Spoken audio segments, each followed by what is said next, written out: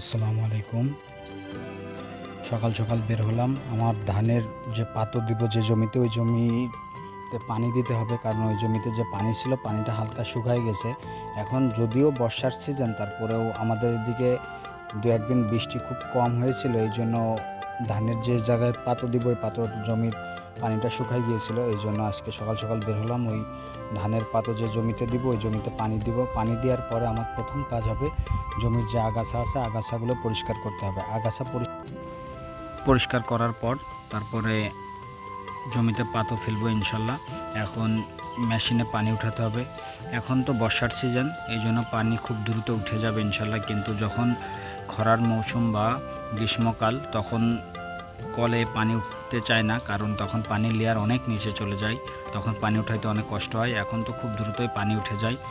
ইতিমধ্যে আমার পানি উঠানো শেষ। এখন মেশিন স্টার্ট দিব। মেশিন স্টার্ট দেওয়ার পরে জমিতে পানি চলে যাওয়ার পরে আমার প্রথম কাজ হবে জমির যে আগাছা আছে আগাছাগুলো পরিষ্কার করতে হবে। আগাছা পরিষ্কার করার জন্য আমি ইতিমধ্যে জমিতে চলে আসছি। এখন জমির আগাছা পরিষ্কার করব। আগাছা পরিষ্কার করার পর সর্বপ্রথম কাজ হবে জমির চারপাশের আল ভালোভাবে বাঁধতে হবে।